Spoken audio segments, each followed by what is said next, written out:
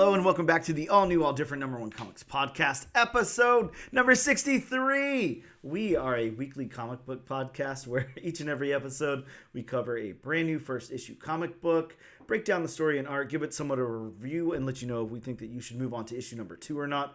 We also talk a little bit of comic book and related news, if and when that exists, which is clearly not this week. Yeah. We also talk about what's new at comic book shops this and next week. And this week, Bob, we're going to be taking... Actually, let me take a step back before I go there. That's Bob. I'm Dan. Say hello, Bob. Hello, Bob. You know... Now I feel better. Right? It's kind of important that we introduce the host here. I mean, I would hope that, you know, a lot of you have been around with us for the past 63, or I guess 62 up until now, episodes, and... you know, are familiar with who we are, but you never know. There could be some new people stepping in. I was going to say, I love reintroducing myself. Right. So, yeah, for you people who don't know us, I'm Dan. I am, I don't know, like some bearded guy with glasses who reads comics, and that's Bob. And Bob's got some stubble and no glasses, and he also reads comics. So... that's all you need to know about us. We have no personalities or anything. We're just based on our facial hair and either eyewear or lack of. I mean, we might be AI or ChatGPT for all you know. Oh man, I'd be a terrible AI creation, wouldn't I? Like somebody who just stumbles on words and can't read certain things and stuff. I mean, that's clearly not a great AI. Oh God. Well, yeah. I don't know. I can't think of anything cool that an AI would say, but this week, Bob, we're going to be taking a deep dive into the all-new number 1. From Image Comics, Feral number 1. Feral, that's right. We're excited to take a deep dive into this one. But first, we're going to take a quick break, and we'll be right back. And we are back with episode number 63 of the all-new, all-different number 1 comics podcast. Bob, we are here to talk about news, but... as I said at the top of the show, what news? There's not really any news. I mean, the couple of things I can go over, and again, they're very, very light. Right. Not even much to do with comics, to tell you the truth. And James Gunn is not involved in any way, shape. Well, he may be. James Gunn, what are you doing this week? Sleeping? Like you're on vacation or something? Get your ass up and create some news. Come on, put some stupid tweets out so we can talk about it. My God. But yeah, just, you know, small news stuff that doesn't really apply much to us anyways. Steve Yoki, I don't know how you say that name, screenwriter for The Flight Attendant, will pin the script for Star Trek 4. I don't know if that's interesting to anyone. I'm actually surprised they're still doing that, because I actually enjoyed at least the first 2 Star Trek movies. Isn't that sacrilegious for like a Star Wars fan? You're not allowed to enjoy both franchises, are you? I'm not what you would say. I'm enough of a Star Trek fan to make me dangerous, but I mean, it's not like I know near about as much as Star Trek as I know about Star Wars. Plus, I mean, they're both sci-fi. I mean, I know it is sacrilegious. Like, if anybody goes up to a Star Trek fan and says, "May the Force be with you," doing the, hand gesture, oh, yeah, that would be grounds for a fight. Yeah, I could see that. So you're not like bad enough to where you'd go to like a Star Wars convention dressed up like Jean-Luc Picard or anything. Oh, if I did that, I might be burned at the stake. We might be bringing back the Salem witch trials. Oh, God. Yeah, well, I could see you with some Spock ears, so I think you could rock those. Maybe the haircut, too. I don't know. We'll see. But maybe. I'd have to grow my hair out. That's okay. I mean, I could see it happening. But, yeah, that's happening, for whatever it's worth. We also, the short film premiered today, The Spider Within, a Spider-Verse story. Now, you haven't watched this. Like, I watched it earlier. I'm just going to touch on it for a second. You can watch it later. Maybe we'll talk about it a little bit next week if you have any thoughts on it. But I will say this, and, spoiler alert ahead for a short film. I don't know if anyone cares that much. So this one, it starts off with Miles. I guess he's walking home from school or somewhere. I don't know. He's walking home. And he's got his headphones on, stuff like that. And like memories are popping into his head of like kind of like his home life, his parents and stuff. And they're basically like scenes from the last movie. And he gets home and his dad is like, I didn't catch if like maybe his mom was at work or out of town or something, but just kind of his dad was at home and he had uh, like a bunch of horror movies rented. He said, I rented a bunch of horror movies and he's had popcorn popped and everything. He's really excited to, kind of sit down with Miles and watch some movies and whatever. And Miles was like, I'm just, not feeling it right now. So being a typical teenager. Yeah, exactly. Yeah, the parents, the parent is all stoked. Hey, we're gonna have fun. We're gonna do this, and he's like, Nah, I'm gonna go to my room instead. Yeah.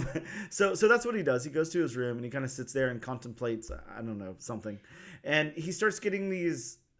I can't say visions. I guess it really happened, but like this shadowy, character starts showing up, and it's basically him in silhouette with some crazy eyes, and then those crazy eyes turn into a spider, and he's kind of like not really in a fight, but there's something going on with him and the spider there. And I don't know, the last thing I remember is he says something about he feels bad for every spider he ever stepped on or something like that. Oh. And it kind of ends, and that's it. And I'm like, I don't know what the point of this was. I'm really confused by it. I don't know if it's like a glimpse into what's going to be happening in the next movie, or if it was just something to keep, to try to keep like momentum going or something like that. Sometimes that kind of thing can happen if you don't, if you have like a hit come out and then it's going to be a little while before something else comes out in that same franchise. People can start to, get disinterested and everything. And maybe this was supposed to be something to, kind of perk people up. And they're like, oh yeah, another Spider-Verse movie is coming or whatever. I'm not too sure. I don't know exactly what the point was, but that's what happens. I'd love for, you to see it and then us to touch on it again later. But that is kind of weird that it wouldn't even follow what happened at the end of the last movie. Maybe a little bit of a tie-in between movies, you know what I mean? Yeah, that would have made a lot more sense. I'm guessing, like, my only guess is that he's really, really going to be exploring these, like, spider, I don't know. I mean, for lack of better way to say it, the spider within, like maybe in the next movie, and this was supposed to be the launch pad to that or something. I don't know. I can't think of words, but yeah, I don't know. I was kind of excited for it because I only saw the news just a couple of days ago that a short film was going to drop. And I was like, well, that's cool. Like, if they're dropping a short film, it must be, they must really have something to say or something like that, or really have some cool animation or something. There'd be something really, really cool happening. And I was pretty underwhelmed with it, is all I can say. Mm. So I don't know. Yeah, it does sound kind of weird. Yeah, I mean, I don't even see people like, talking about it anywhere online, really stoked about it or anything. Now, I didn't look on the comments, on YouTube or anything, but maybe I should have. But I don't know. Anyways, that's out there, and I just spoiled the entire thing. So, watch it or don't. But also, again, really light news. There's a teaser for Penguin this week. I don't know. I didn't care that much. It was whatever to me. I didn't even watch it. Yeah, we all know how I feel about the Batman, so I also feel the same way about the Penguin. Yeah, I can't say I'm looking forward to this miniseries. Yeah, I mean, some people are really stoked on it. They really, really like his portrayal. They really like the character, whatever. I don't know.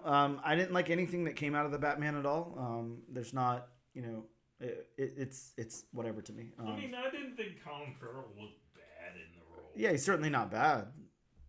I mean, he's probably good, but I don't know. That falls into that weird thing for me. A lot of times people really want to give something like accolades or like, prop it up a lot because there's a big transformation in the character, the way they look, or I know he's under like prosthetics and makeup and everything.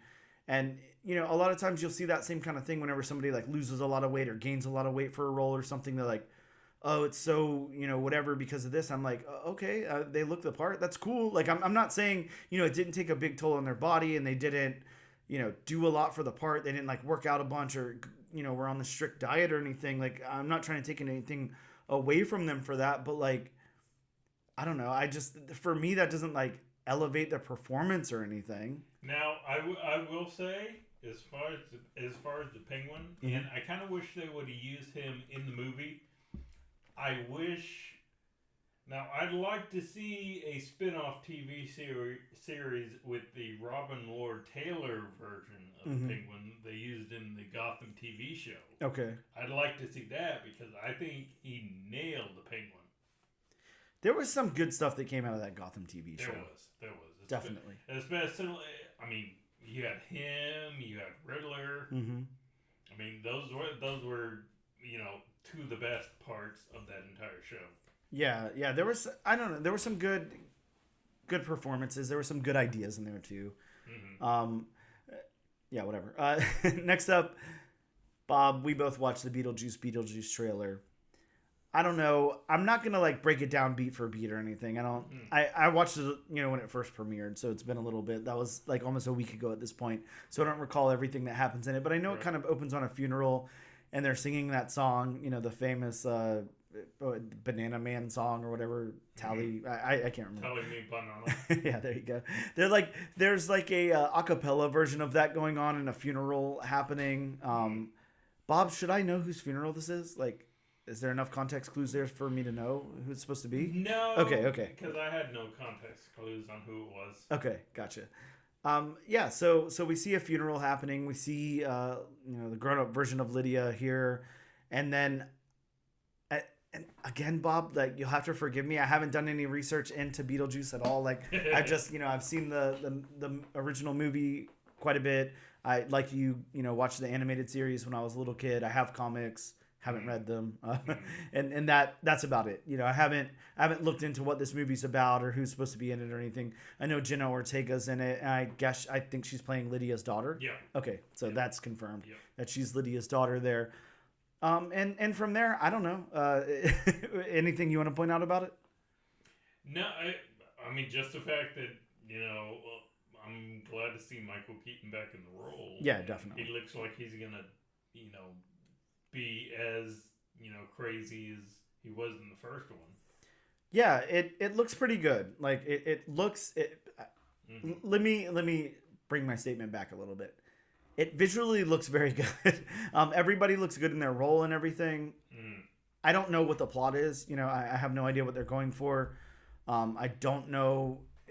It seems like it's going to be a big funeral, but at the same time, we have Lydia there. We have Beetlejuice, who's already dead or whatever. Well, anyways, the only thing as far as the funeral, the only thing I can think of is maybe it's for Lydia's dad. Exactly, because I know he wasn't. I think the only piece of news that I saw was either he didn't want to come back or he wasn't asked to come back, so he's not in the movie. Oh, really? Yes, I do know that. Okay. So I don't know, and I mean we see Lydia's mom. Mm-hmm. So I don't know. I don't know. I don't know who it could be. Yeah, but I'm not trying to dig deep into it. I'd like to kind of go into the movie a little blind. I'm sure there will be a few more trailers that come out before the movie premieres. What June? I don't have any dates in front of me when that movie premieres, but I'm pretty sure it's sometime in June. Yeah, something pretty soon. But coming up. Yeah, I'm sure we'll get another trailer for it before then, and all of that, and maybe that will tell a little bit more of a story. So, what are the chances that the couple comes back? Like, any chance? Again, I'm sounding very ignorant here, but the newly Masons. deceased couple, yeah. I think that I don't remember what happened to them like at the end of the movie. Like I don't recall. Nothing. I mean, nothing happened to them. Okay. I mean, they basically stayed at the house with the Dietzes. Okay, so they should come back in theory. And I mean, even if it's just a fun little pop-up cameo. Yeah. I mean, that'd be cool. And no, I'm sorry, it's not June. It's actually September 6th. Oh, okay, September. Gotcha. Right, so September. a fall release, right? September's in fall. Yeah. Yep. Okay. Well, cool. Yeah. So that's coming up. Go check those out. Check out the Spider-Verse short story and see if you can make anything of it. I'm hoping that there's like some Easter eggs in there or something that I missed. Again, I just watched it the one time. I didn't really look at any comments or anything, so there could be a lot more to unpack than what I said here. Same thing with the Beetlejuice trailer, of course. I'm not that huge of a Beetlejuice person to know like every little thing that was going on there, but it was cool. It looked visually appealing. I'm sure it will be good. Obviously, Michael Keaton back in that role is very awesome. So then, again, with the lack of news, the last thing that we want to talk about here, we both have watched X-Men 97. I've seen 3 episodes. You've seen the first 2. Mm-hmm. So we won't go past the first 2 at all in what we talk about here. I don't want to spoil anything for you. And the 3rd episode did just premiere today. So I don't want to spoil it for any of the audience either. So I'll keep quiet on that. Mm-hmm. But spoiler alert for anybody who has not watched the first 2, skip ahead. At least, I don't know, 10 minutes or something. I'll try to put a true marker in the show notes, but, skip ahead if you have not watched those yet. But Bob, let's talk about X-Men 97 episodes 1 and 2. Pretty crazy. We talked about this last week, how it debuted on Rotten Tomatoes with a 100% perfect score. Okay, first and foremost, do you feel like it deserves that? Like, what are your thoughts on it? I do. I do. I think it deserves it. My biggest worry, didn't even have anything to do with the story. Mm-hmm. My biggest worry was, and I kept saying this to myself, please keep the theme song. Please keep the theme song. Yep. And I mean, they've updated it a bit. I mean, they've changed, background beats here and there. But I mean, for the most part, the song's the same. For the most part, the opening is exactly the same. I mean, of course, they've updated, the animation style. Yeah, sure. They've changed a few things here and there, but for the most part, the opening's the exact same. Which, once I saw that, I was like, oh, thank God. I wonder what the reasoning for not just having that theme song. Like, why change it at all? I have my own theory, Mm-hmm. and I could be totally off the wall on this. So I'm sure that you heard about this at one point in time. That apparently the song is an updated version of an already existing theme song. Yes, I do know that. Which I'm sure which again, I'm sure you heard that. And that's my only theory as to why it was updated and tweaked a little bit. Yeah, to keep them maybe out of trouble with a lawsuit or anything. Right. There. Again, I could see that. Again, like I said, I could be, totally, past left field on that theory, but that's the only thing I can think of. Yeah, it's very interesting. They didn't just go straight with the original opening. Mm-hmm. And also, like you said, they did change the animated opening and everything as well. Of course, we expected updated animation, but also it's just changed. It's different. I'm okay with that. I mean, it's labeled X-Men 97. It's not X-Men the animated series or whatever. I think was the original title just X-Men? Just X-Men. Yeah, I thought so. So if it's just it's X-Men 97, so it's different. It's like an offshoot of it, a sequel series, if you will. I'm also glad that they kept the end credits. Yeah. Oh yeah, I love those end credits. They're almost. Oh yeah, those were always nice to see. Like with the little stats and everything, the character power, and all of that, really cool. Yep. Like I said on the last podcast, the animation still kind of throws me off. Really? Yeah. I mean, I'm being 2 episodes in, I'm definitely, more comfortable with the animation, by instead of just watching the trailer, because just watching the trailer, it was like, oh my God. Yeah. But I'm definitely digging the animation more now that I've seen 2 episodes. Yeah, I mean, it's definitely not anything that like bothered me in the slightest. Like, I won't lie, I had absolutely no problems with it whatsoever. Mm-hmm. But I know, I guess I could see where some people might have a problem with it. It makes sense, but I don't even notice. It's perfectly fine by me. Perfectly fine. I have no problems. And one thing I'd heard about. But I had to see it with my own eyes. Mm-hmm. What they did as far as reimagining Morph. Yeah. I mean, he's still in his original form. Mm-hmm. at times. At times he's in the white face form, but Yep. I mean, at times he's still in his original form. So they did change his look, Mm-hmm. but then they didn't change his look. If that makes any sense. I'm actually really liking Morph a lot more than I thought I would. He's and you'll get into more of Morph in the third episode. Yeah, as I'm liking Morph a lot more, especially what they did with him in the second episode. yeah. Morph is actually a super fun character. Yeah. Well, then let's kind of go into what happens or whatever. Again, spoiler alert. If you haven't seen it, but if you haven't seen it, go watch it. It's really really good. There's absolutely no reason not to watch it. I could say and again I know we try to stray as far away from political conversations as possible, but I will say there's the smallest bit of banter online, from certain groups who think that it's too woke, or whatever. Dude, get over yourself. It's the X-Men. From its incarnation, the X-Men is supposed to be woke as hell. So if you have a problem with that, then go read something else. But yeah, that's the only thing I'll say about that. The only thing. But yeah, to go into it, it kind of it pretty much just, I don't know, did you feel like it did a good job just picking up right where it left off? Yeah, I definitely do, and I'm liking the fact that they're making Cyclops a likable character. Yeah, yes, definitely, because God, that is sometimes a huge challenge to make you like Cyclops at all. The first animated series, it was Cyclops was not one of my favorite characters. Yeah, he's definitely a lot more likable here. Mm-hmm. And, I will point out, too... His powers are used better, too. Oh, yeah. His powers actually very useful here. That superhero landing in the first episode? Yep. That was holy shit, I didn't know he could do that. Yeah, really, really cool.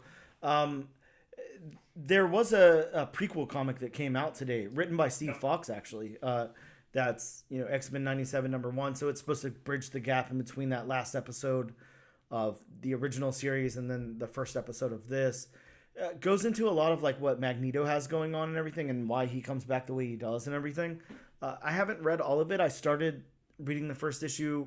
It was, I can't say I'm not saying there's anything wrong with it, but it was time for me to get up and sweep the house, and all of that, and it was a little wordy, so I had to put it down. I'll have to pick it back up later, but yeah, it looked really cool.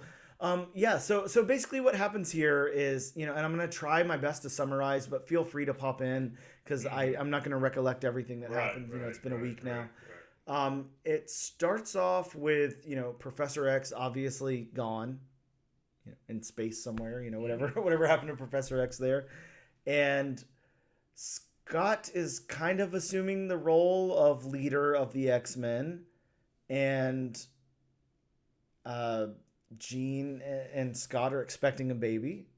If you don't know who that baby is, then read some X-Men comics. And from there, really the biggest thing that happens is Magneto shows up, and he explains to the X-Men that Charles kind of left him the mansion and the team and the school and the team and everything. He's got the keys to the kingdom. He does. And obviously the X-Men are very hesitant at first about this, for reasons. And he's got to go through some trials and tribulations there to prove his intentions, and I think he does. He proves them good. Now, I'm going to have trouble separating the first from second episodes. Mm-hmm. I don't remember how to separate those two, and then I'm also trying very hard not to go into anything that happens in episode number 3 here. Mm-hmm. But Magneto is kind of charged with, I don't know, hop in here. What happened with Magneto to where he has to, kind of be arrested and everything? I'm trying to remember that part. Just for all his previous crimes. Okay, right. Just because he hasn't answered for him. Mm-hmm. Okay. So, and yeah, when I saw that, I thought, okay, they're gonna do the trial of Magneto. Yeah, yeah. So they do, and he, and I want to point out here, he goes out of his way to go like, okay, like I will willingly come to trial, because we all know Magneto does not have to do that. Oh, At all.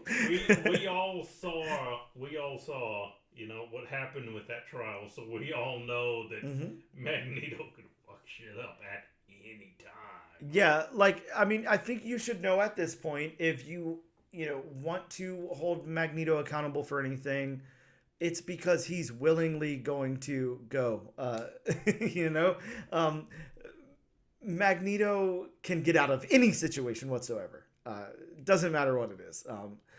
Because you have to think. I mean, all he has to do is find the. I mean, look at X-Men. You know, that first X-Men movie. You know, manipulate the smallest amount of iron in someone's blood. There's iron in the earth. Exactly. Anybody who saw X-Men Apocalypse, yes, and saw that scene where he was able to tap into the elements in the earth. I mean, yeah, he could literally be anywhere, anytime. Yep. Get out of any situation.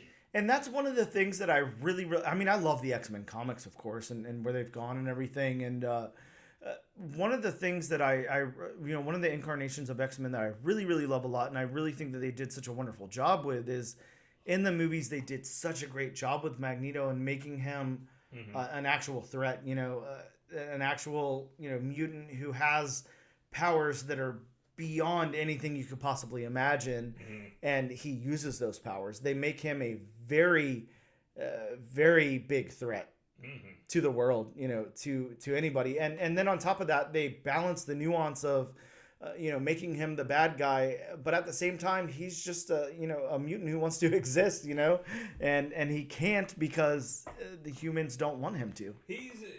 He's one of those. He does questionable things, but for altruistic reasons. Yeah, it's like sometimes you look at what he does and you're almost like, well, shit, I would have done the same thing. Yeah, what do you expect him to do? Die, like for what? He just wants his people to survive. Yeah, do you expect him to just have his entire race slaughtered, because you don't like them? Like, so yeah, it's or a very. Do you expect him to defend? Yes. Yes. People. Yeah, and that's one of the things I love so much about the movies, and that's what I'm really liking about this series so far too. Is we all know what Magneto is capable of, and then he willingly turns himself in to be arrested, brought to trial, and all of that, and then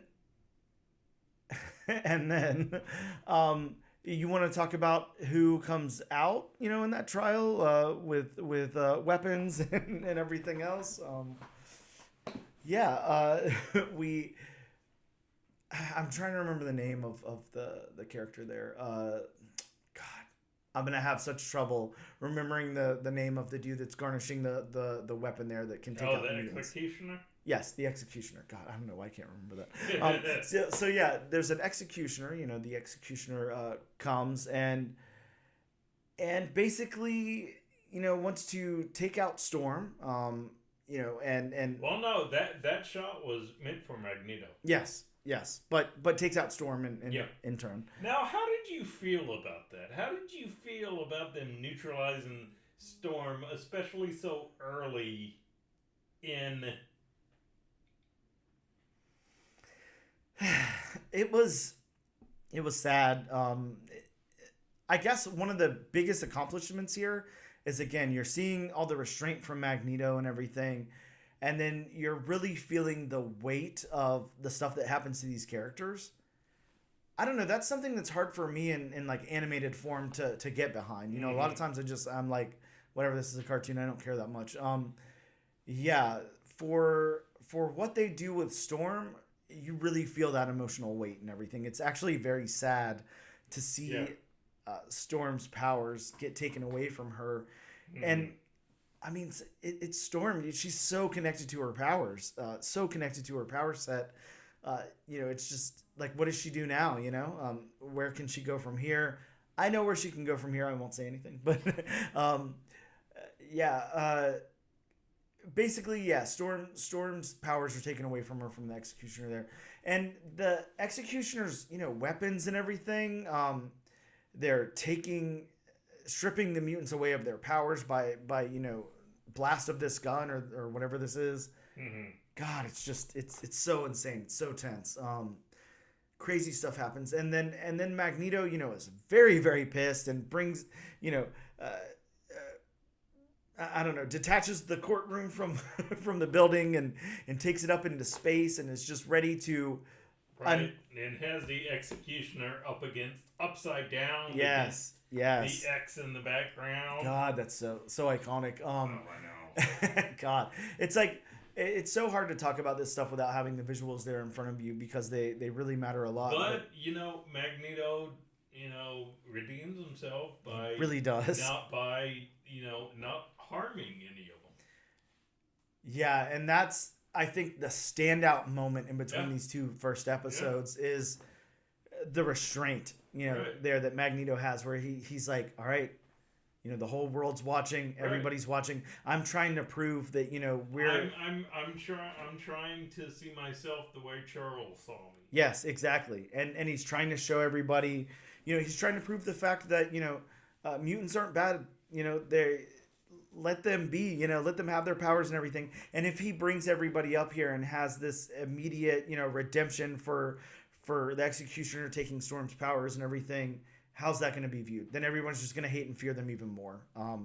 So he does, what I guess we're supposed to consider the right thing here, and lets everybody go. But now, we can't talk about episode 2 without talking about the elephant in the room. Yeah. By elephant in the room, I mean a green elephant in the room. Mm-hmm. So, how do you feel about them? I don't want to say retconning, because again, I haven't seen episode 3. But how do you feel about them? Because this basically means if they are if they're doing that story, which again I haven't seen episode 3, so I can only speculate, and I know what happened. That's the worst part, knowing. But I mean, this does mean that she's been the stand-in since the original animated series. Yeah, it's very interesting. So what Bob is talking about here, again, if you haven't seen it or whatever to reflect, is at the very end of the episode, the X-Men are back at the Institute there, and Jean has had the baby, so she's had Nathan.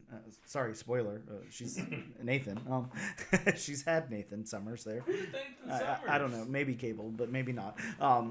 So yeah, they've had their baby, and everyone's back at the Institute and the X Mansion, whatever.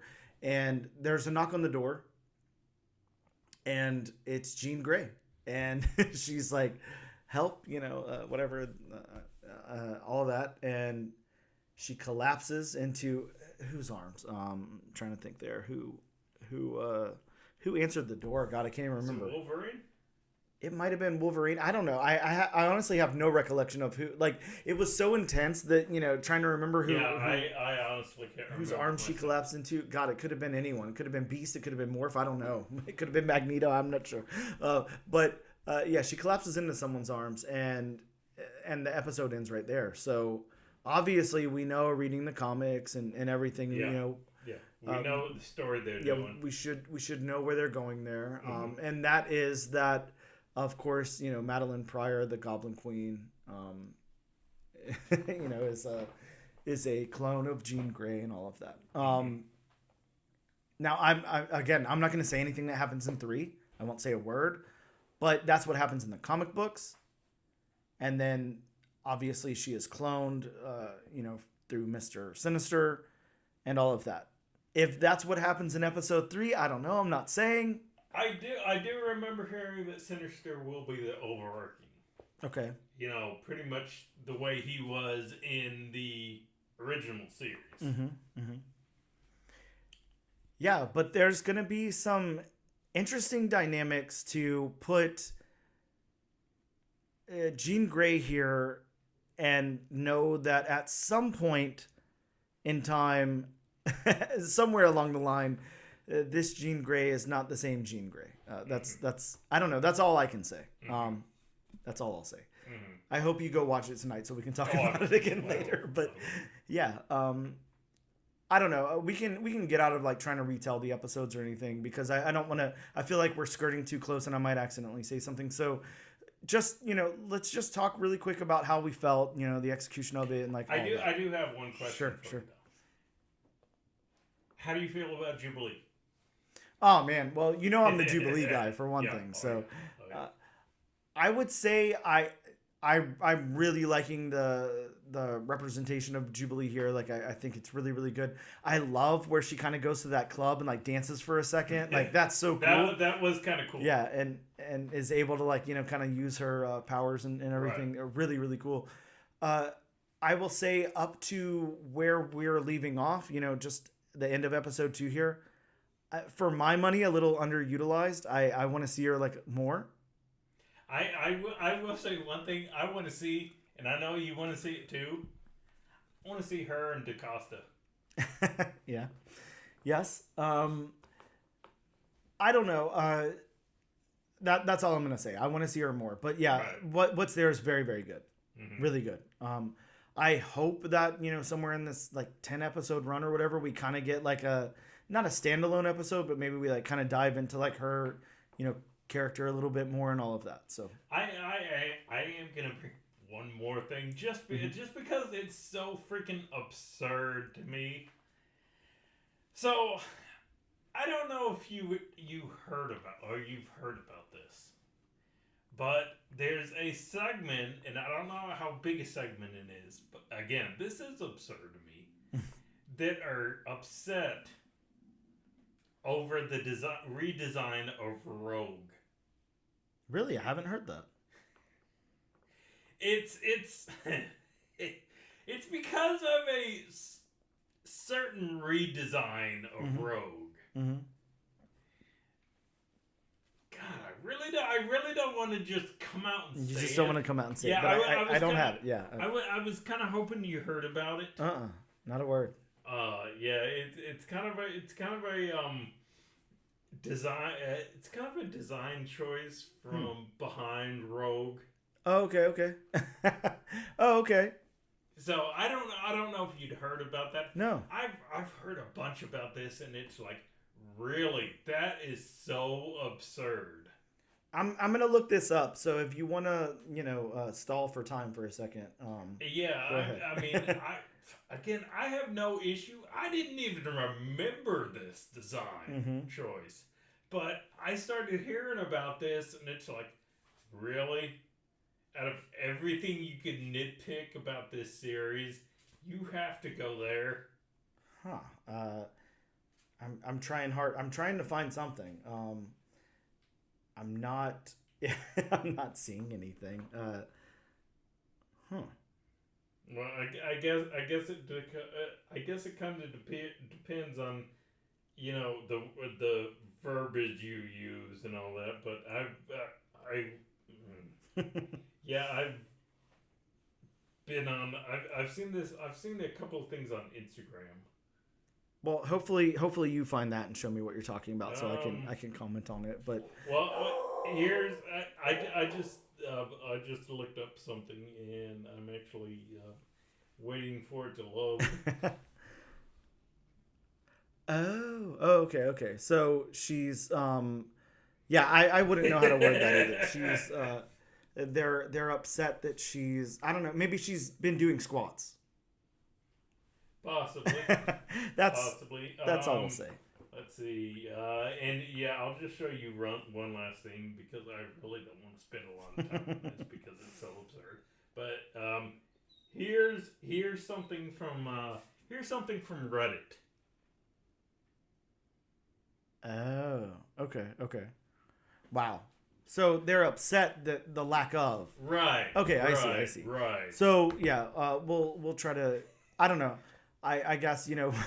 I said, I didn't want to come out and say it. Sure. So maybe she had been doing squats in the early Pilates. 90s. Yeah, and stuff, and now she stopped. So okay. Well, I don't see why anyone would care that much about that. I don't. But yeah, whatever. again, it was just so absurd that I had to give it a mention. I mean, I really didn't want to spend even this much time on it, but Yeah, anyways, I don't know. X-Men 97. It's okay. So, parting thoughts on X-Men 97. Let's just say, for those first 2 episodes, we already obviously really like it. You feel like it's good enough sequel to X-Men the animated series. oh yeah. There's really not much of a. It actually doesn't feel like this. There's been much time that's passed. And I'm going to say this, and obviously it's brand new and it's current and it's going on right now, and there's only been 2 episodes. I really loved the X-Men animated series growing up. Naturally, we all did, and plus we're, comic book fans, X-Men fans, all that stuff. X-Men 97. Yeah, exactly. I will say this, at least right now, I like it so much more than I like the original series, which may be sacrilegious to say, I know, but it's so much easier for me to retain, pay attention to all of that than going back and watching any of those old episodes from the 90s.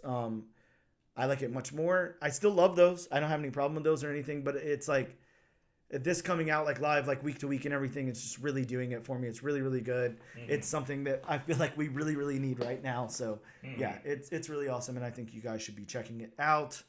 But yeah, we're going to stop talking about it now. We're going to take a quick break and we'll be back in just a second.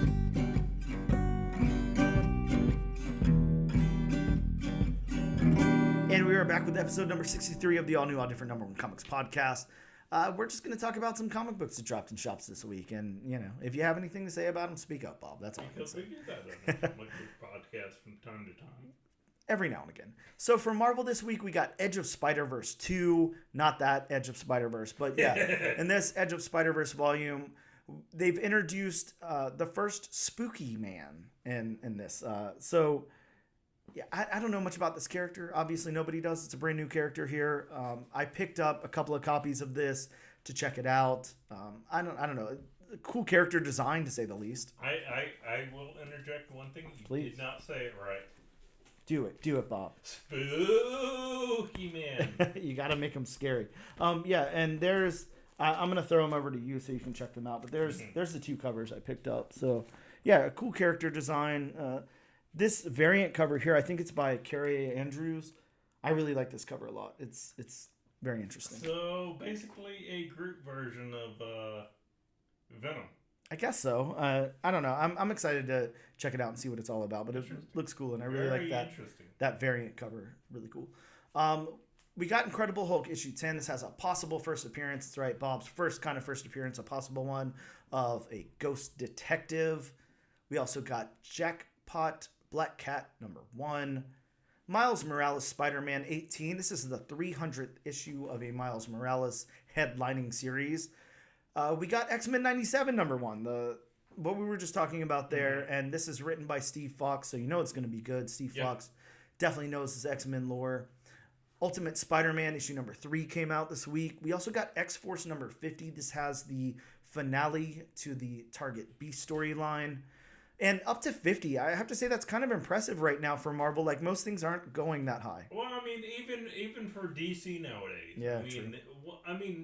Yeah, what comic DC going as high as 50? Yeah, not much. Not much at all. Pretty cool. 40 was the norm for many years. Yeah, so good on Marvel. Good on X-Force. You made it to 50. That's pretty cool. From Image Comics, we got the book we're talking about this week, Feral number 1. We also got Sam and Twitch case files. So Sam and Twitch being the offshoot from Spawn, the detectives in Spawn there. They had an ongoing series when Spawn was first coming out. So I guess this is like a second volume or something. But yeah, I picked this up. I'm interested to see where it goes. We also got Under York, and I actually read Under York earlier today. It's a very interesting concept, but it's like kind of all over the place. I'm not exactly sure what's going on. Definitely check it out if you're into like dark art stuff. It's got a lot of that going on. And it's pretty interesting. The art's really, really good in it. It's a little disjointed. I'd like to see where the second issue goes. But you know what it really reminds me of a lot, Bob, is Sirens of the City. It's giving me those kind of vibes. It's really doing a lot of world building and stuff, and I'm sure it's going to pay off. and the art's phenomenal. I'm just it's a little disjointed for me in this first issue, but it definitely gives me those vibes. So maybe it's got some really good stuff to come, because I know how that's how Sirens of the City played out also. So hopefully we get some cool stuff there. We also got Local Man, Bad Girls #1, Monstrous issue number 50. So another series that's onto issue number 50 there. And then we got the Six Fingers issue number 2. From Boone Studios, we got Berserker Poetry of Madness Pen and Ink #1. Very long title. And we also got Mighty Morphin Power Rangers 118. Over to DC Comics. Bob, finally, Batman Dark Age came out. The Mark Russell and Mike Allred comic book that explores Batman's origin story set alongside like real world events that actually happened. So really cool. I checked that one out too. I didn't finish that one either, but I do know, as far as like the art and everything goes, because it's Mike Allred, it's one of the most amazing looking things you've ever seen in your life. And the storyline is really cool. I like what's going on here, what Mark Russell's setting up, and then Laura Allred's colors always outstanding. So that doesn't even need to be said. We have Green Arrow issue number 10. This has the first meeting of Green Arrow and Black Canary. Bob, I have to say this, and I don't know how you feel. DC has been doing this lately. Every issue is the first meeting of somebody. Like, why am I supposed to care? What does it matter if somebody meets for the first time? Why are they exploring all these first meetings over and over again? Like, it's very weird. Like, write some new storylines. Plus, I mean, if you're a longtime fan, don't people know how they first met? Exactly. Already? Yeah, I don't know if they're exploring it further or what's going on there. I haven't read any of them, but yeah, it's just odd selling point. We also got Harley Quinn issue 38. This one has a Women's History Month variant cover that's really, really good. It's by an artist that I would never be able to say their name in my life depended on it. It's Sozomakia is how I'm going to say it. Maybe that's it. Really, really cool variant cover here. I'm going to pull that out so you can see it as well, Bob, if I can find it in my little stack here. But, oh, God. Yeah, I won't be able to find it really quickly, so we'll come back to that later. But yeah, I've gotten one or two of those women's month variant covers, and yeah, they're actually pretty good. Yeah, this one's really good. It's oh, here it is. Okay, so it's got Harley Quinn like in her usual outfit, but on top of that, she's got like a cowboy outfit on, like cow person outfit on. Yeah, she's got chaps on. Yeah, she's got the hat. Yeah, she's got a hat. She's got I don't know what. Whatever you would call those arm things. Tassels. Yeah, tassels. Yeah, sure. Yeah, a little vest. Yeah, really, really nice cover. So yeah, I definitely picked that up. And also from DC Comics, we got Primer issue number 1. That's a new 4-issue limited series. From Dark Horse Comics, we got Ghostbusters Back in Town to come out at the same time with the new movie. We got Star Wars High Republic Adventures Crash Landing number 1. We also got Quick Stops Volume 2 issue number 3 that takes place in the View Askew universe, the Kevin Smith world there. And then The Goon, Them That Don't Stay Dead issue number 1. Ani Press has issue number 4 of Invasive, a really great series that Bob and I both love. Mad Cave Studios, we got Morningstar number 1. So Morningstar officially came out finally this week. We talked to one of the writers on that just a little while ago and talked all about Morningstar. So really, really good first issue. I've already read it. I read it back when I interviewed that writer, and yeah, definitely check it out. Now, cool. Now Morningstar is it Lucifer? Not yet. Maybe it potentially goes there. I'm not too sure, but it does deal with that. No. Oh. No, not yet. And then from Udon, we got Street Fighter Masters. Bob, who knows what these names are? Akuma versus Ryu number 1 is what I'll say. Oh, okay, wow, I got him right. This one had a secret 1 per store variant, and I picked it up. I had it in my hands, and it was $14.99, plus my discount, and I was like, I'm gonna grab it, and then I was like, let me stop grabbing these things for no reason. What am I gonna do with this? So I put it back, but somebody definitely picked it up right after I put it down. So, and since I put it back, don't worry. Like later this week, it'll be like a $300 book. So, it happens. What can I say? But those are some of the new comics that came out this week. We're gonna take a quick break, and we'll be back to talk all about Feral issue number 1.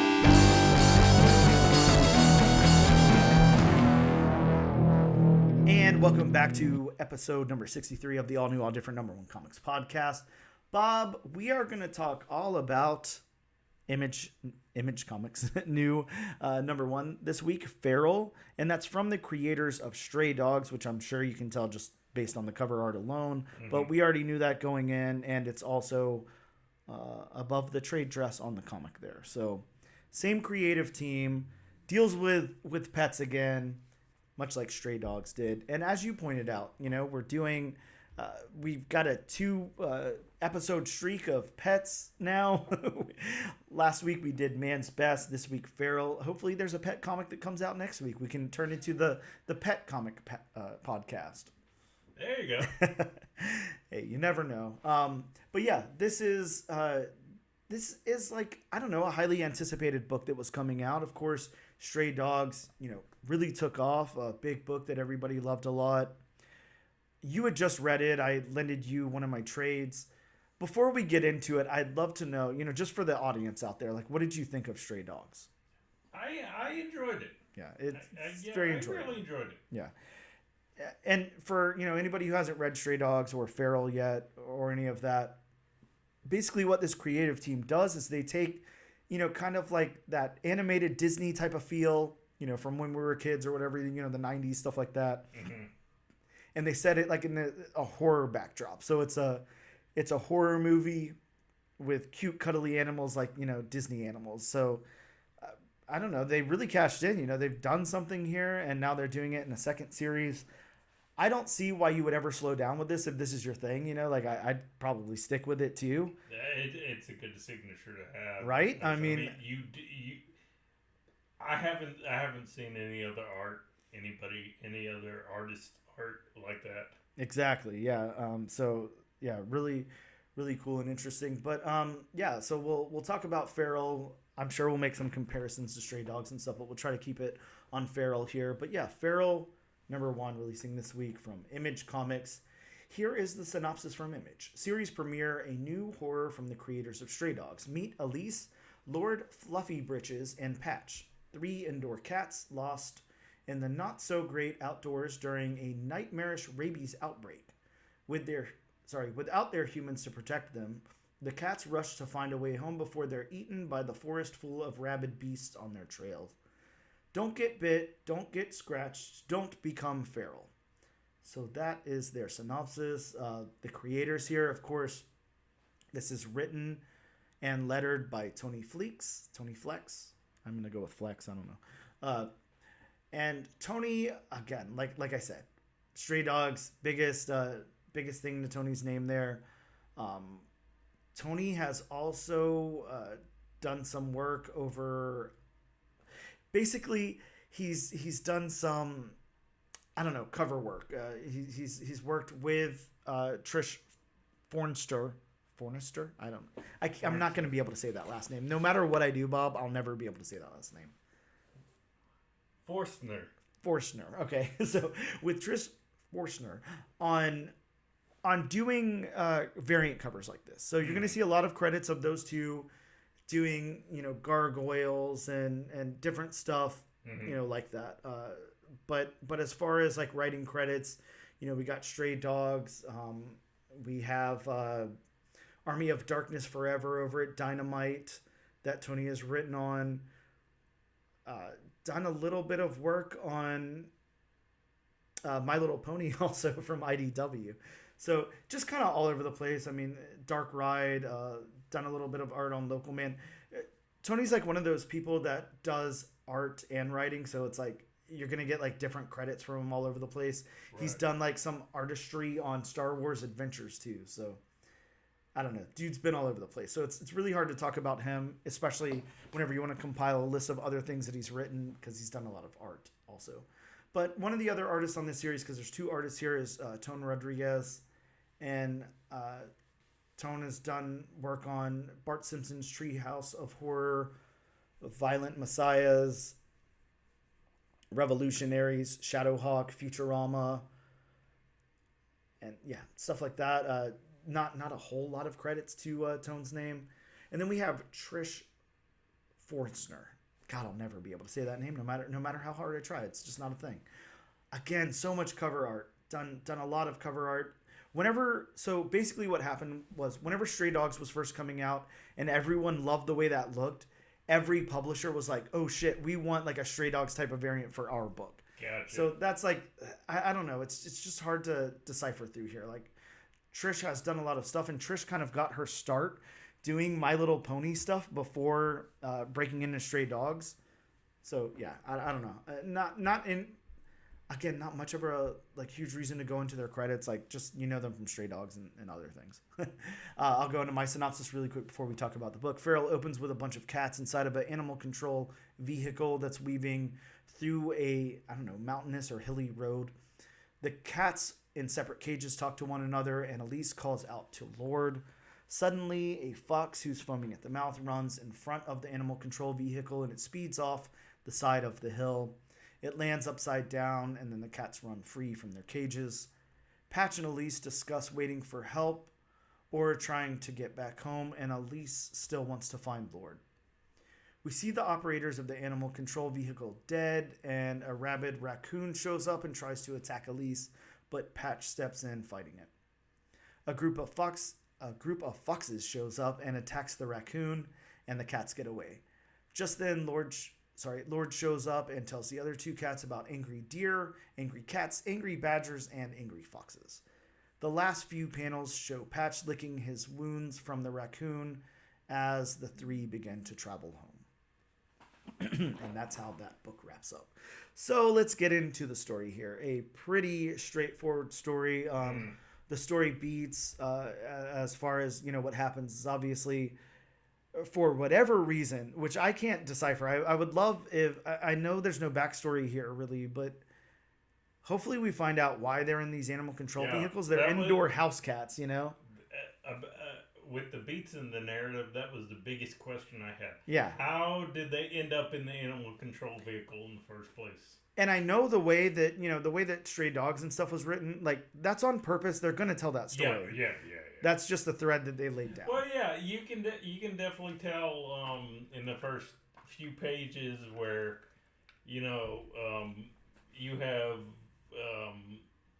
now, and then it even says before the outbreak and whatnot. So what's going to happen. Yeah, exactly.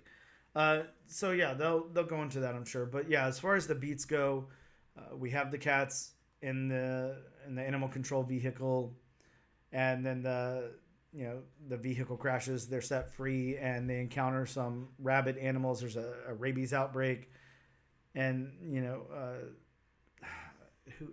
Patch. Now I can't remember. Yes, Patch gets scratched by the raccoon there in their fight.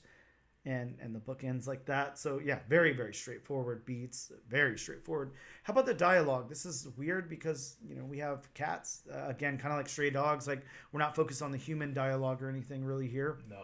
It's all about the cats. There's a couple of a couple of word balloons where humans talk. But how'd you feel about the voices of these cats? Do you feel like they were like individualized enough? Did you know who was talking about whom and all of that? Yeah, I do. I mean, you had, Patch being the, I don't want to say, I guess, just wait for the people to come, that kind of person. I mean, you had, or that kind of cat. I'm sorry, I said person, but I mean cat. I'm used to people comics. Well, I don't know why. I mean, this is the second animal book we've done in a row. Come on, then you have, Elise, who's the whole, okay, we got to get back home, kind of, we gotta get back to our people. We can't wait for the people to come. Yep. And then of course you have Lord, who's the young, spunky, just mile a minute kind of cat. Yeah, they definitely gave them enough character traits to make them distinguishable from one another, which is definitely good. And we'll get into their designs in a little bit too. Especially when you're dealing with animals. Yeah. I think that it's also very interesting because they do certain things with the dialogue here. I can't remember exactly what it was, but they don't recognize the humans as being dead. Like it's something else to them. And I like that because, like they don't know that. They're like, I don't have it, spelled out in front of me exactly how they refer to them, but they're like, they're not sitting there like, oh, they're dead or they're gone. They're like, no, somebody's going to come back. They're going to take us and give us food and everything, and we're safe. And God, I can't remember exactly what it is. I wish that I had it there in front of me, exactly how they refer to the humans as dead. But the only thing I can remember is Elise says to Patch, they won't be able to help. That's the only thing I can remember. I mean, unless I'm missing something. Yeah, or maybe it was that at least didn't want Patch to know that they were dead. Something, I don't know. There was something there, but it was kind of cool. Right. She definitely recognized that there was something going on with the man in the tree. Yes. You just see the word bubble and you just see the word shit. Yep. Yeah. That was cool seeing a cat say shit. So the narrative of this book, narratively, I don't really know how to break the narrative of this one down. It's just like a little slice of something that's happening. It's not a fleshed out story, but I feel like it's going to obviously play into the larger world. Like it's like the same thing as reading Stray Dogs in single issue versus like a trade or something. It's narratively, it's just a very straightforward narrative story. I don't know what else to say about it. Narratively, I don't want to say it's just a stereotypical like Day of the Dead, Dawn of the Dead, whichever of the dead, zombie outbreak kind of thing. There's definitely a lot of elements, sure, of that kind of narrative, which is nothing wrong with that because of course George Romero's zombie movies. Those classics. Yep. Well, here's a question then. Since I don't have much to say about the narrative, and you bring that up, how do you feel? Because I'll say for me, when telling this kind of story, I'm okay with somebody borrowing or using a lot of elements from something that already exists, right? Because they're telling it like in a different way. When done well. Yeah. Now, if this was just a typical like human zombie story, and they were just doing it like straightforward, the same zombie story we've seen over and over again, I wouldn't be that interested. But since it's cats and it's rabies and all of that, like I'm into it. Yeah, what you just described is to me just lazy. Yeah, exactly. Yeah, it'd be very easy to. It's kind of like you're just reusing the same thing over and over and over. Yeah. Over again. Even if it's told well, it gets to a point where it's like you just sit there and you're like, this has been done before. Yeah, it's like, what's the purpose? Like, what are you trying to say? Like, you're not trying to say anything new, and this doesn't suffer from that, and it's because it's almost like last week, like where we took Man's Best and everything, and you're taking like Homeward Bound but in space and blah blah blah. Like, yeah, this is Homeward Bound, but it's like Homeward Bound crossed with Day of the Dead. Like it's they got to dodge zombies to get home. One of them's maybe infected. There's I don't know. It's interesting. So yeah, I like this narrative. What about the world building? There isn't a whole lot to say about the world building. To me, the world is basically, the inside of an animal control, van, and then the forest. Yeah. I don't know exactly how like a rabies, rabies works. I understand, you have an infected animal and then, it infects other animals and stuff like that. I don't know if it's like a zombie type of thing where like, they're going out of their way. They want to infect others with the rabies, or if they just become so agitated from having the rabies that they get really scrappy and end up infecting others. Yeah. But as far as I know, there's not usually like a huge rabies outbreak. It's usually pretty isolated, or I'm not too sure. Yeah, I don't think there's ever been a huge rabies outbreak. Again, I could be wrong because I've never really researched rabies or anything like that. But I don't think it's anything like these, your big plagues like the Black Plague or bubonic plague or anything like that. Yeah, it is scary though. Think about it like that. You have this disease that's like I don't remember what the death rate is on it, but it's like it's almost 100%. You know, like if you get rabies, like, and I think it even says in the backup here, like if you get rabies, like once you notice the symptoms, like you're done. Like you're not going to recover from that. I remember hearing a story on NPR like a while ago from a little girl who ended up getting infected with rabies, and she was like somehow like one of the like only people like within the last 100 years who was able to survive it or something. Like Right. it doesn't happen. Like if you get rabies, like you're done for. It's terrible.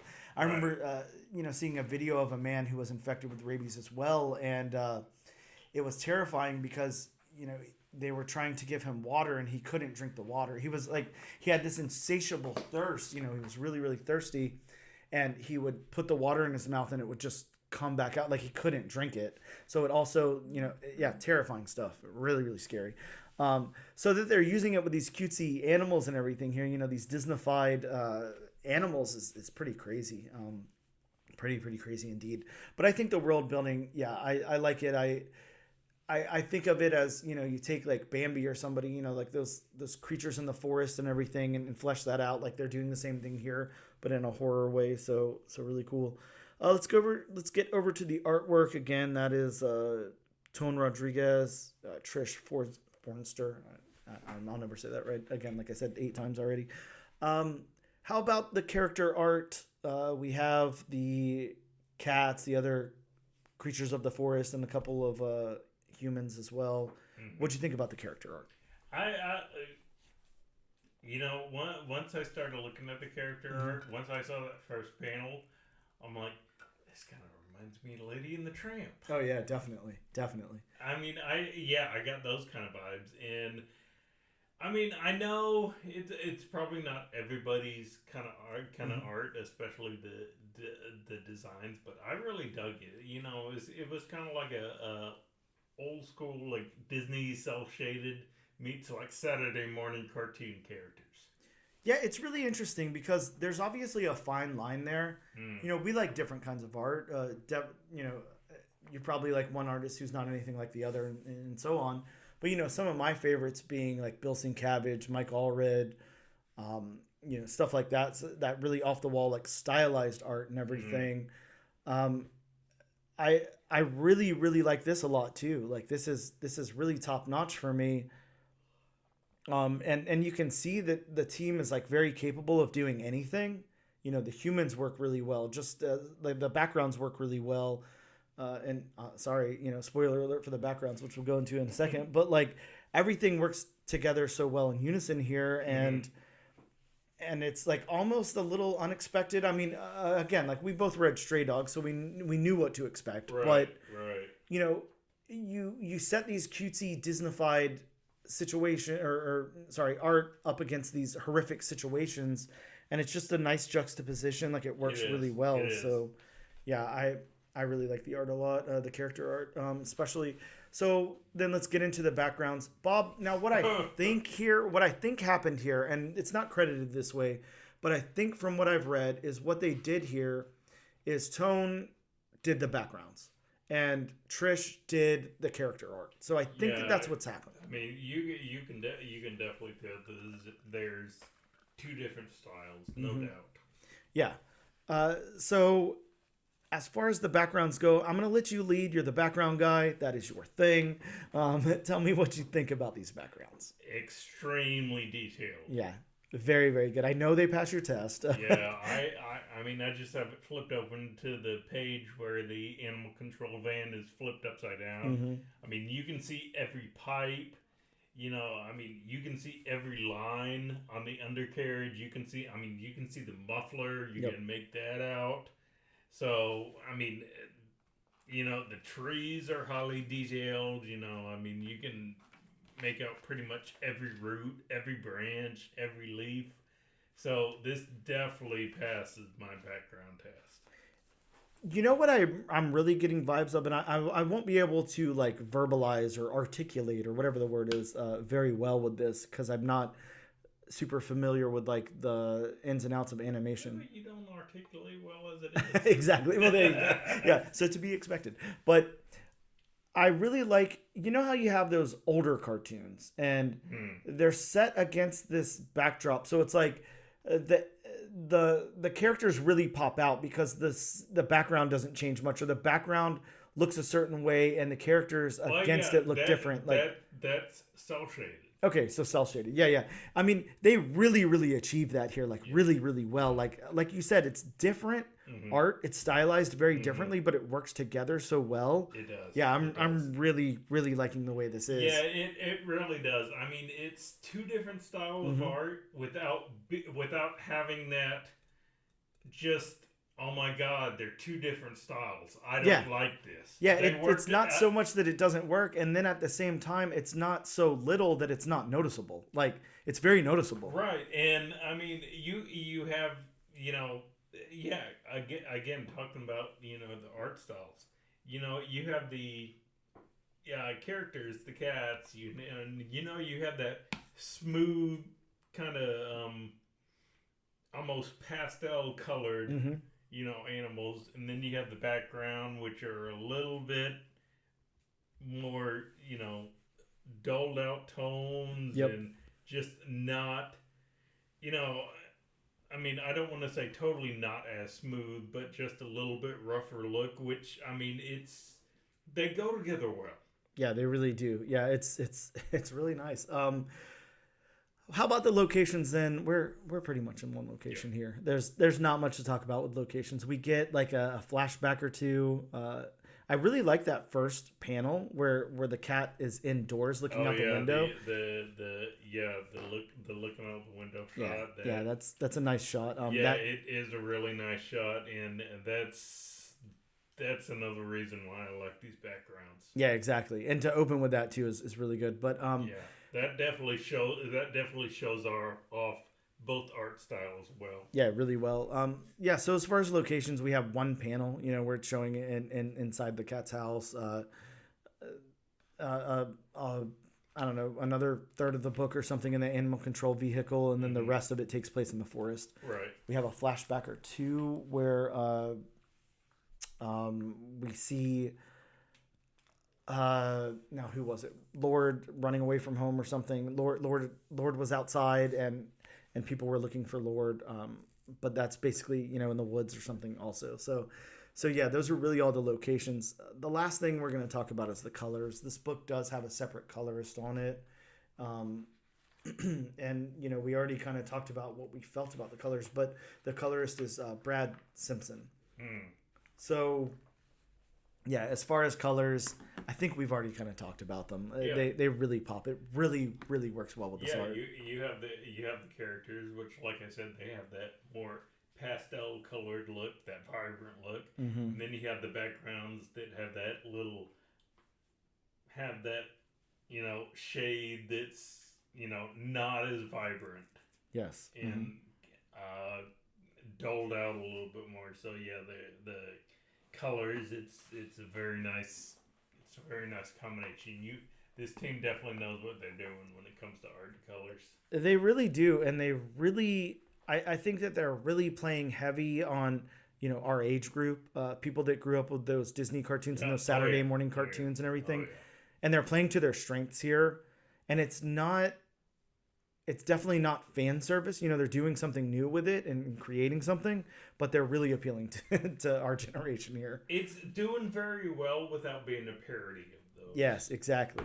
Because I mean, you can do, and we've seen many examples of this. You can take a classic idea, a classic look, and you can try to recreate it. It just looks, it doesn't look right. Yep. It looks like a parody of what it was trying to homage. But, something like this, like I said earlier, I mean, I got Lady and the Tramp vibes. Yeah, definitely. Yeah, the whole team, really, really good. I hate to ask the next question. I think it's probably obvious, but is this enough to bring you back for issue number 2? You can add it to your pool, suggest it to our listeners. I would definitely suggest this. I mean, even if you're not a fan of stray dogs, which, I mean, that helps, but even if you're not a fan of it, even if you've never heard of stray dogs and you pick this up, I would highly recommend, picking this up. Yeah, this is done so well, and it actually is. I'm gonna say this. Let me say. It does what a number one issue should do. Oh yeah, it certainly does. The setup is great. But I am going to say this, speaking of Stray Dogs and everything, I really liked Stray Dogs. I was really looking forward to this, but the caveat to that is I was like, they're just going to do Stray Dogs with cats. It's just going to be the same shit recycled over and over again. I was afraid they were going to do that too. But they really did something different here. Like, it's actually an individual story that could come out on its own. Like, even if Stray Dogs never existed, like you said, even if you haven't read Stray Dogs, like, it doesn't matter. You don't need to for any reason. It's not a sequel to Stray Dogs. Like, this is something different. Yeah, that's what I'm always afraid of when you have a spin-off comic or a spiritual successor. Especially something this stylized with the same exact creative team. That it's just basically going to be the same exact thing they did, but with a slightly different element. Maybe. Exactly. It's like, imagine Stray Dogs, but with cats. But that's absolutely not what they did here. They really did a great job at this. I'm very, very impressed with this comic. I highly suggest it too. This is definitely, this is another one. It's going to be hard at the end of the year, trying to pick a favorite, because now we're going to have to add this to the running really too. Will. Yeah, it's really good. And so far this year, we've done some good ones. Yeah, we really have. And I mean, I just have to say, I was not expecting that much. I was expecting to like this. I knew I would like it. But wow, it's really, really good. So definitely add that to your pull list. Definitely make sure you pick up a copy from your local comic shop. And actually, this one has some great incentives as well. Just like, Stray Dogs went to so many printings and did so many movie homages and everything. Well, yeah, and like I mentioned earlier, like I was talking earlier about George Romero's Day of the Dead. Day of the Dead. Yeah, there's a George Romero Day of the Dead variant. Yeah, there's a great Dawn of the Dead variant. There's a great grab the blank cover, because if you can take that to a con or something, definitely worth it. You can do a lot with that. Yeah, there is a Day of the Dead variant, but it's a 1 in 50, and I want to show you that one, Bob, really quick. Just great cover there. Yeah, I've always liked that poster. Yeah, so cool. And then we also get there's another one. There's a 1 in 100 Night of the Living Dead homage, and this is probably the greatest. It's so good. Wow. Yeah, so some great variant covers out there. Definitely, this again, this creative team, did so much with Stray Dogs and did so much here with Feral. I mean, this stuff it's writing itself. There's going to be something that happens with this stuff. So, definitely pull out some of those heavy variants if you can afford them. Definitely probably worth it. So, probably. I like that. But, definitely check out Feral #1. Very, very good. Probably. Yeah, add it to your pull list. We're going to take a quick break, and we'll return in just a moment.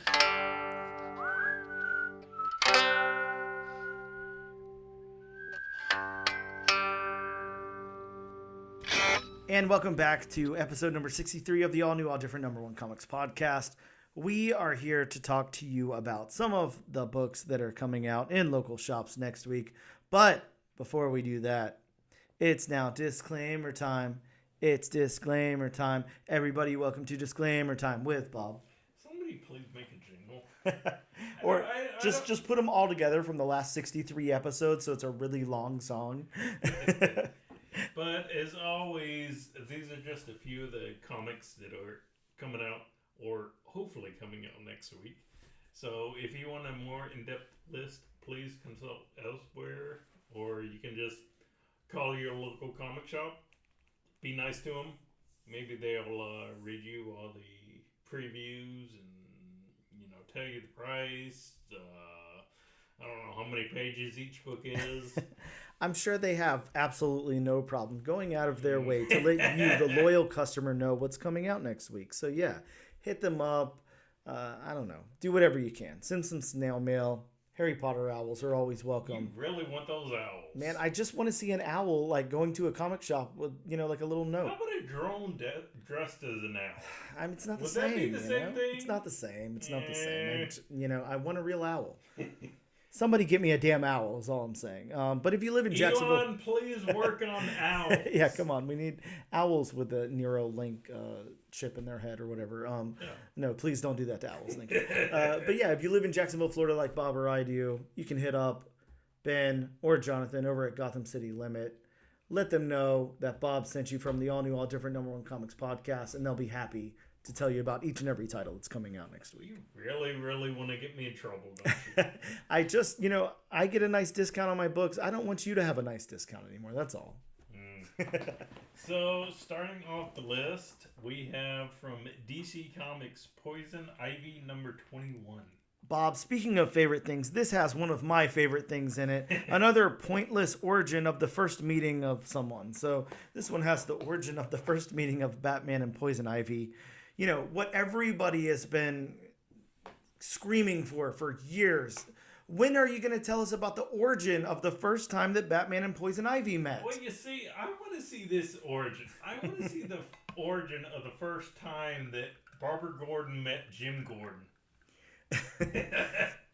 I'm just hoping that in 20 years from now, there will be an origin of the origin of the origin of the first time that Batman and Poison Ivy met. Kind of like The Talking Dead. Yeah, exactly. Please, get on that. Next on the list from Marvel Comics, we have Immortal Thor number 9. A book that has been so good that it doesn't need to give you an origin of a first meeting.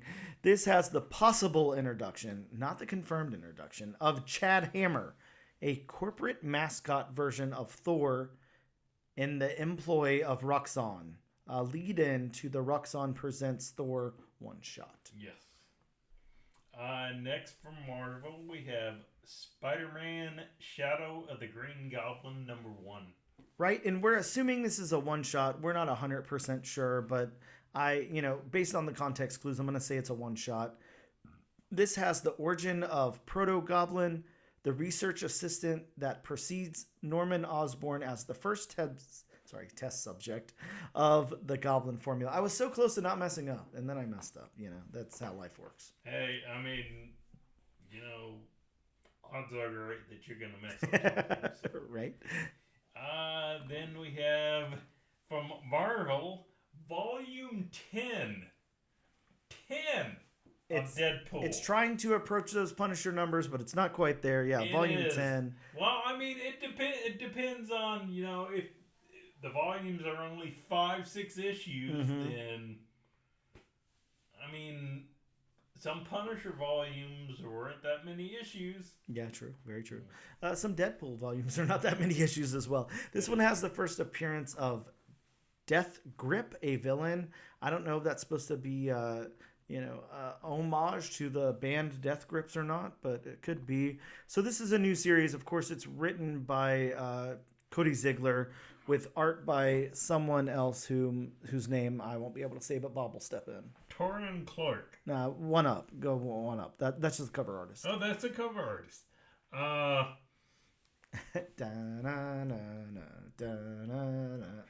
Come on, Bob, and pronounce the name correctly. Rouge Antonio. We'll go with that. Sounds better than what I would have come up with. So yeah, that's the new creative team on Deadpool number 1. And finally, rounding out the list that I have in front of me, we have Suicide Squad Kill Arkham Asylum number 3. Get excited. That's right. This includes a code for the Scarface weapon digital token redeemed in the Kill the Justice League video game, whatever the hell any of that means. So if it's a weapon, but if it's the so is it just the dummy? Yeah, no clue what's going on there. Because Scarface is the dummy. Oh, okay. Well, yeah, whatever they're doing, that's what they're doing. Some other notable books of interest coming out next week, because there's not a lot. From Dynamite Comics, we have Red Sonja, Empire of the Damned, number 1. From Image Comics, Geiger gets a second volume with issue number 1. We also have Hack/Kill Your Idols, number 1. Red Coat number 1's finally dropping. We get The Last Mermaid issue number 2. The first issue was fantastic, so make sure you pick that up. And speaking of the first issue number 1's getting a second printing. From Scout Comics, we have Black Demon Tales Descent number 1, as well as The Dusk, if those actually come out. Keen Spot's got Can I Scream? From IDW, we have Dungeons and Dragons Ravenloft Caravan of Curses number 1. As well as Godzilla vs. the Mighty Morphin Power Rangers, Volume 2, issue number 1. Teenage Mutant Ninja Turtles Saturday Morning Adventures April Special #1, as well as Teenage Mutant Ninja Turtles Sourcebook Issue 2. From Opus Comics, finally, it comes out. The Offspring Let the Bad Times Roll. I had the writer of that book on a long time ago, and we talked about this coming out, and I was like, okay, is this ever actually going to come out? So hopefully that really comes out. He's trolling you. He might be. From Goat's Flying Press, publisher that's new to us, we have The Dead and the Damned, issue #1, and I actually have a copy right here in front of me. The creator, Sebastian, was so nice to send to me, and he's going to be on the show very soon to talk about the book. Get stoked. It is a cool, oversized book with some really awesome artwork in it. And they were like so nice. They even sent me like this little package, and it came with like a pen and everything. So really, really cool people over there at Goat's Flying Press. Yeah, really awesome. So check that out if you can. And Bob's favorite publisher, Archie, is got Archie and Friends Hot Rod Racing #1. Bob, I just want to ask before I get into the wheel, so how many copies are you picking up? Is this a Fast and Furious in the Archie universe? Like, is it going to have Jughead and, a souped-up Impala? I just want to know how many copies you're picking up. It's between -1 and 1. Oh, wow. Okay. Well, fair enough.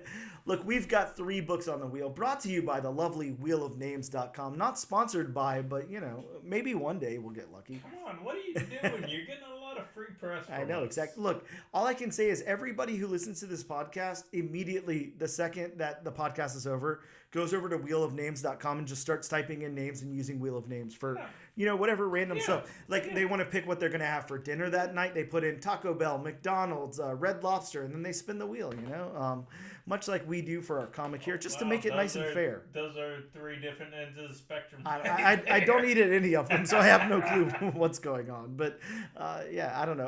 Okay, fine. Moe's, Chipotle, and what's another place like that? Taco Bell. Taco Bell. There you go. You got to pick. You got to pick them all. That's Taco Bell's slogan, I think. Either way, we've got Deadpool, Kiva, and Redcoat, all #1s coming out next week. We're going to spin the wheel and see where it lands. Bob, it looks like next week we will be covering... it's so close, it's so close, it's so close. We'll be covering Redcoat, #1. I thought that it was going to land on Deadpool. I'm not going to lie, I was a little... words can't express. I don't love Deadpool. So hesitant. Yeah. Redcoat, though. We'll be doing Redcoat #1 next week. I'm actually looking forward to it. Yeah, Redcoat sounds fun. That's the end of the podcast, guys. Thank you so much for tuning in and checking us out. As always, be sure to use our hashtag #AllNewAllDifferentNation to be entered in our weekly giveaway, where we will give away a copy of the comic book that we read. And like Bob just said, cover A was all out at our local comic book shop. So if you want a chance to just get a free cover, use that hashtag on a social media post of your choice, because they're probably drying up at your shops as well. It might be a little hard to find a copy. You can check us out on Instagram at ANAD_1 Comics Podcast, on Twitter at ANADNO Comic Pod. Sorry, that's X for all of you people who were born 3 days ago. You can also check us out on TikTok, if that still exists, at ANAD1 Comics Pod, and on YouTube under the Comic Book Channel. Thank you guys so much for tuning in, and we will see you next time.